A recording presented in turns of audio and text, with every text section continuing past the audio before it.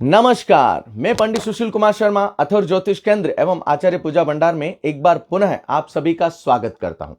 आज का जो हमारा विषय है वह कृष्ण जन्मोत्सव के ऊपर है। कृष्ण जन्मोत्सव के ऊपर किस प्रकार हम छोटे छोटे उपाय करके हमारे जीवन को सुगम बना सकते हैं, आज हमारे इस विषय में चर्चा होगी। भाद्रपद मास के कृष्ण पक्ष में अष्टमी के दिन कृष्ण जन्मोत्सव के रूप में मनाया जाता है।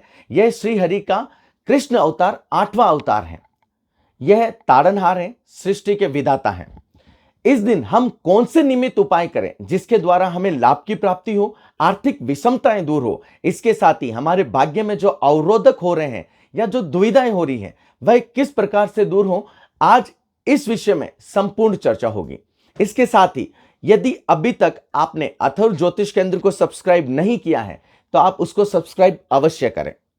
आप इस दिन शुरुआत करें कि जब भी जैसे ही अष्टमी तिथि का प्रारंभिक चरण चल रहा हो तब आप बिल्कुल नहा धोकर स्वच्छ होकर पीले वस्त्र धारण करने के उपरांत भगवान श्री कृष्ण को सफेद मिठाई का भोग लगा सकते हैं। इसके साथ ही आप भगवान श्री कृष्ण को खीर का भोग लगा सकते हैं। कहा जाता है कि भगवान श्री कृष्ण को खीर अति प्रिय है। यदि आप उनका भोग लगाते हैं तो आपके जीवन में जो भी आर्थिक समस्याएं चल रही हैं वह कई हद तक दूर होती हैं। आप उसमें तुलसी अवश्य डालिएगा। तुलसी डालने से कहा जाता है कि श्री हरि जल्दी प्रसन्न होते हैं और हमारे जो भी काम बिगड़े हुए हैं उनको दूर करते हैं। इस दिन यदि आप अभिषेक करना चाह रहे हैं तो आप दक्षिणाव्रत शंख यदि आपके हो तो उसमें आप जल भरकर भगवान श्री कृष्ण के अभिषेक भी कर सकते हैं। वह काफी उत्तम योग कारक रहता है। मन के अंदर सकारात्मकता का प्रवाह होता है। यदि हमारा मन अस्थिर है तो वह इस विधि के द्वारा स्थिर अवस्था में आता है और शुभ फलों की प्राप्ति देता है। मन हमारा भटकता नहीं है, कई हमें रास्ते मिल जाते हैं। इस हेतु कहा जाता है कि आप ये अभिषेक भी कर सकते हैं। आप कच्चे दूध में केसर मिलाकर भी आप भगवान श्री कृष्ण का अभिषेक करते हैं, वह भी बहुत उत्तम योग कारक है। उसका अभिषेक करने से आपको धन धान्य की प्राप्ति होती है। इसके साथ ही यदि आपके कोई द्वार रुका हुआ है कि भाई जहां से धन की प्राप्ति नहीं हो रही है तो वह भी खुलते हैं। आप अभिषेक अवश्य करें। इसके साथ ही इस दिन आप गरीबों को दान दे सकते हैं। आप निकल चुके हैं घर में, आपको कहीं पे भी कोई भी गरीब मिले, आपकी उचित अवस्था के अनुसार आप वहां पर दान पुण्य कर सकते हैं। आप इस दिन गायों को चारा अवश्य डालें। गायों को चारा डालने का महात्म्य ऐसा कहा जाता है कि इस दिन यदि आप गायों को या किसी को भी जो जानवर हैं उनको आप भोजन करवाते हैं तो संतान पक्ष के संदर्भ में आपको दुविधा नहीं रहती है।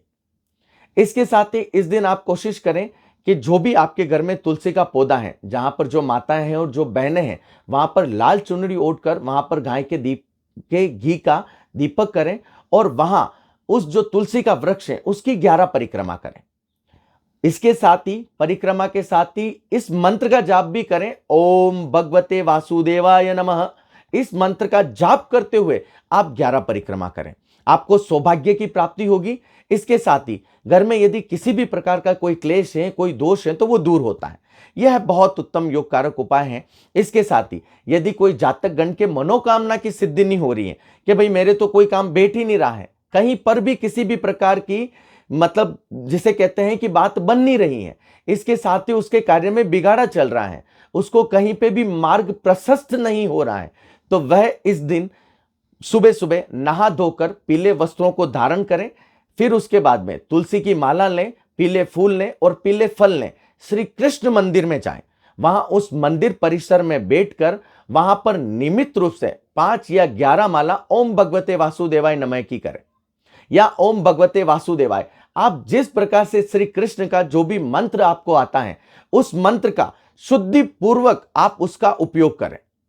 ऐसा कहा जाता है कि इस दिन यदि आप नियमित रूप से शुद्ध होकर यदि इस प्रकार के मंत्रों का जाप करते हैं और वह मंत्र आपको तुलसी की माला से करने हैं तो आपकी जो भी मनोकामना है ईश्वर उनको जल्दी ही पूर्ण करता है।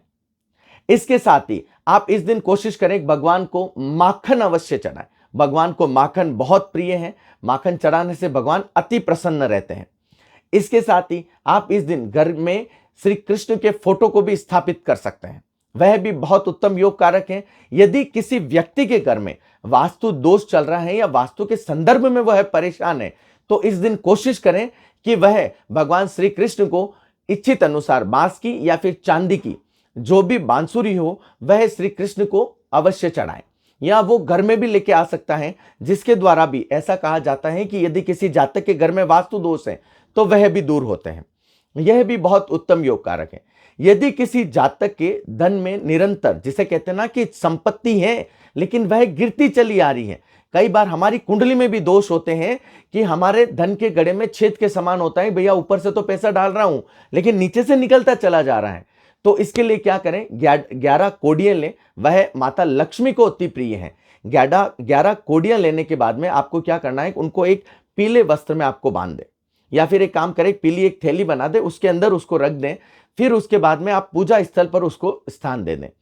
कृष्ण और लक्ष्मी जी की पूजा करने के उपरांत जब आप पूजा कर लेते हैं, पूजा से निवृत्त हो जाते हैं, उस पोटली को लेकर आपके तिजोरी वाले स्थान पर रख दें। ऐसा कहा जाता है कि इसके बाद में माता लक्ष्मी बहुत प्रसन्न रहती हैं और आपकी कुंडली में मालव्य योग करती हैं, जिसके द्वारा धन धान्य की कभी भी आपको कमी नहीं रहती है। इसके साथ ही यदि कोई निसंतान दंपति है, संतान के संदर्भ में उसको परेशानी हो रही है, तो वह कृष्ण जन्माष्टमी के दिन से लेकर 21 दिनों तक लगातार लड्डू गोपाल की पूर्ण तरीके से सेवा करें। सेवा करने के बाद में ऐसा कहा जाता है कि यदि उसके संतान पक्ष में कोई दुविधा चल रही है तो वह भी ईश्वरीय कृपा से दूर होती है। भाग्य में जो अवरोधक हैं वह दूर होते हैं। इस दिन आप यह भी कर सकते हैं कि आप 7 कन्याओं को घर पे बुलाएं। 7 कन्याओं को घर पे बुलाने के बाद उनको खीर का प्रसाद दें। खीर के प्रसाद के स्वरूप में लेने के बाद में ऐसा कहा जाता है कि घर में लक्ष्मी का आगमन रहता है। यह भी बहुत उत्तम योग कारक उपाय है। इसके साथ ही आप यदि किसी भी कार्य की पूर्ति के लिए या फिर आप है ना सुख की प्राप्ति चाहते हैं कि घर में हमारे कलह बहुत ज्यादा होता है, तो एक पान का पत्ता आप श्री कृष्ण को चढ़ाएं। श्री कृष्ण को चढ़ाने के बाद में दूसरे दिन आप उसके ऊपर कुमकुम से श्री लिखकर आप उसको निमित स्थान पर, जैसे कहते हैं कि आप अपने तिजोरी में आप उसको स्थान दे दें। इससे भी आपके घर का वातावरण शुद्ध रहता है। इसके साथ ही यदि आप चाहते हैं तो कृष्ण जन्माष्टमी के दिन आप जो भी बंदर हैं या कोई है तो आप उसको भी दान कर सकते हैं, वह भी अति उत्तम योग कारक रहता है। इसके साथ ही कृष्ण जन्माष्टमी के दिन आप कोशिश करें कि भगवान श्री कृष्ण को आप जो भी हैं, आप गौशाला चले जाएं, वहां पर आप गायों को जो भी आपकी निमित्त अवस्था है उसके अनुसार आप दान पुण्य अवश्य करें। ईश्वरीय कृपा से आपके जो भी कार्य हैं वह शीघ्रातिशीघ्र पूर्ण होंगे। इसके साथ ही मैं आपको कृष्ण जन्माष्टमी की अग्रिम बहुत बहुत हार्दिक शुभकामनाएं देता हूं। भगवान आपके जीवन में जो भी कष्ट हो वह इस दिन के निमित्त कार्यों के अनुसार आपके दूर हो और आपको पूर्ण सौभाग्य की प्राप्ति हो। यदि अभी तक आपने अथर्व ज्योतिष केंद्र को सब्सक्राइब नहीं किया है तो उसको आप सब्सक्राइब अवश्य करें। आपको डे बाय डे या फिर नियमित अवस्था के अनुसार या नियमित जो भी आगे वाले जो भी पर्व आएंगे उसके निमित्त क्या उपाय आपके लिए सर्वश्रेष्ठ रहेंगे उसकी चर्चा इस YouTube के द्वारा आपको मिलती रहेगी। साथ ही ज्योतिष के संदर्भ में भी पूर्ण जानकारी आपको इस चैनल के द्वारा प्राप्त होती रहेगी। आपका दिन मंगलमय हो। हरे कृष्णा।